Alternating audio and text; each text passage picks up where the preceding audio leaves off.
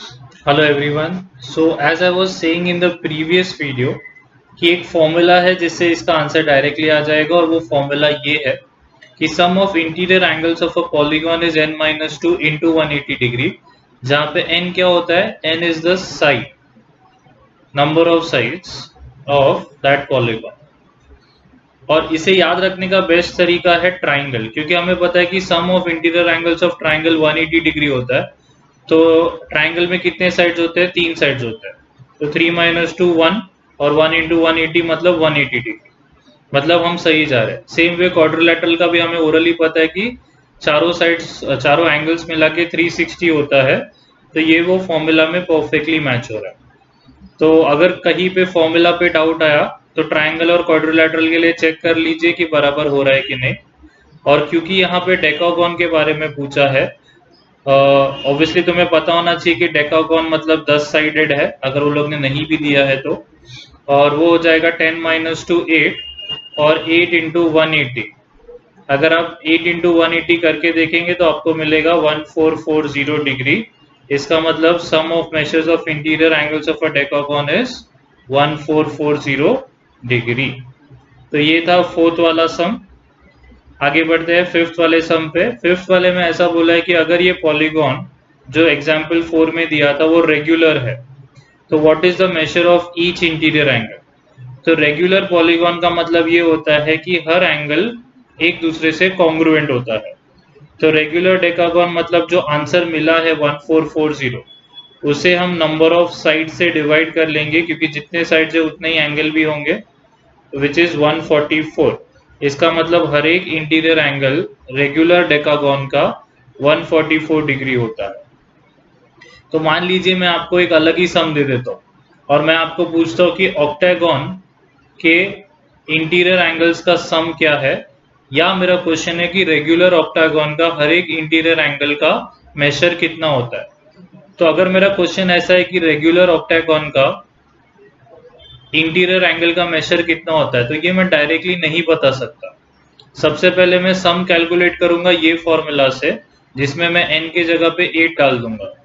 तो मुझे मिलेगा 8 माइनस टू विच इज 6, और 6 इंटू 180 करेंगे तो 18 फाइव ज़ा 90 और 18 सिक्स ज़ा 108, तो 1080 डिग्री मिलेगा। और फिर इसे मैं 8 से डिवाइड करूंगा, क्योंकि ऑक्टागन में 8 साइड्स होते हैं तो 8 एंगल्स भी होंगे। तो 1080 डिवाइड बाय 8 करने पे जो भी मुझे आंसर मिलेगा वो मेरा आंसर होगा कि that is the measure of interior angle of a regular octagon. 1080 क्या है, it is the sum of measures of interior angles of a octagon, regular हो या नॉर्मल हो। ठीक है, लेकिन अगर रेगुलर ऑक्टागन है तो हर एक इंटीरियर एंगल का मेजर होगा ये जो भी टोटल मिला था divide by total number of sides n, in this case 8। So 1080 divide by 8, what ever the answer is. ठीक है, तो ये था फोर्थ वाला और फिफ्थ वाला। Moving on to the next sums, which is the sixth sum. Six sum में बोला है length of two sides of an isosceles triangle are 15 and 22। अब क्योंकि वो आइसोसेलेस ट्राइंगल है तो दो का तो सेम होगा, और इसमें दोनों अलग अलग दिए हैं। तो क्वेश्चन पूछा है what are the possible values of the perimeter. तो इसका मतलब पॉसिबिलिटी है कि 15, 22 और 22 है साइड, अगर ये दोनों कॉन्ग्रुएंट है तो। या फिर दूसरा पॉसिबिलिटी है 15, 22 और 15, अगर ये दोनों पॉसिबिलिटी है तो। और पेरीमीटर मतलब तीनों साइड्स का sum. So that would be 15 plus 22 plus 22 which is 44 plus 15 which is 59। तो एक पॉसिबल आंसर है 59 सेंटीमीटर, एक्चुअली सेंटीमीटर नहीं दिया है तो 59 units. And the second possibility is 15 plus 15 30, and 30 plus 22 is 52 units. So these are the two possible values of the perimeter of the given isosceles triangle. तो यहाँ पे मैंने answers का स्क्रीनशॉट लेके रख लिया है। सो यहाँ पे आप देख सकते हैं आंसर है 52 और 59 सिक्स्थ वाले का। Moving on to the next question which is the seventh one. So I hope everyone knows what is perimeter. Perimeter of triangle is like sum of all the sides of the triangle AB plus BC plus AC. तो उससे 6 वाले का answer आ गया। 7th वाले का question है triangle PQR and XYZ are similar, so if PQ is 6, तो यहाँ पे जरा मैं बना देता हूँ।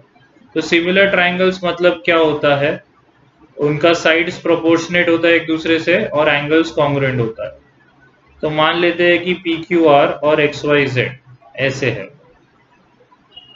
तो PQ दिया है 6, PR दिया है 4 और XY दिया है 9 और हमें पूछा है XZ कितना है, तो इसे मैं स्मॉल x ले लेता हूँ।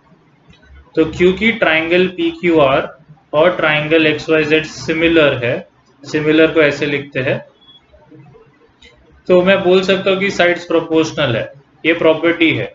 तो इसका पहला दूसरा लेटर लिया, तो यहाँ का भी पहला दूसरा लेटर, क्योंकि साइड 2 लेटर के होते हैं। तो यहाँ पे QR है तो वहां पे YZ आएगा और यहाँ के PR है तो वहां पे XZ आएगा।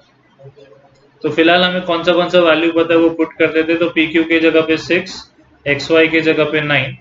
अब QR और YZ में हमें इंटरेस्ट ही नहीं है, तो वो फिलहाल कंसिडर करके कुछ मतलब नहीं है, ये इक्वल टू ये लेंगे।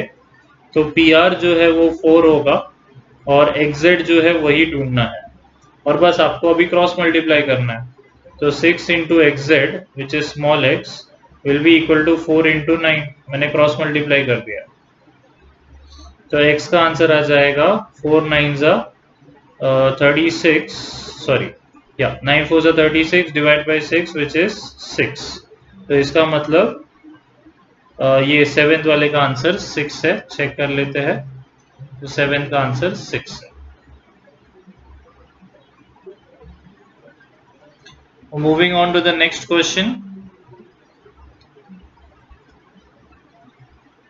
which is question number 8. अब क्वेश्चन नंबर 8 में बोला है what are the lengths of side NO and OP of triangle NOP in geometric figure 8। तो यहाँ पे भी हमें सिमिलर ट्राइंगल्स का कंसेप्ट यूज करना है।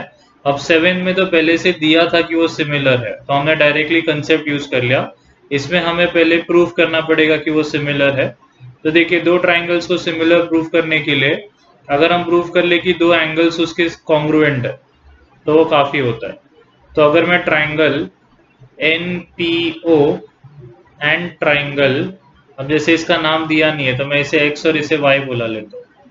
तो XPO का बात करूँ तो आप ध्यान से देखेंगे तो ये N और X, ये साइड का एंगल N और ये साइड का एंगल X दोनों 90 डिग्री है। और ये जो ट्राइंगल NPO है और ट्राइंगल XPY है,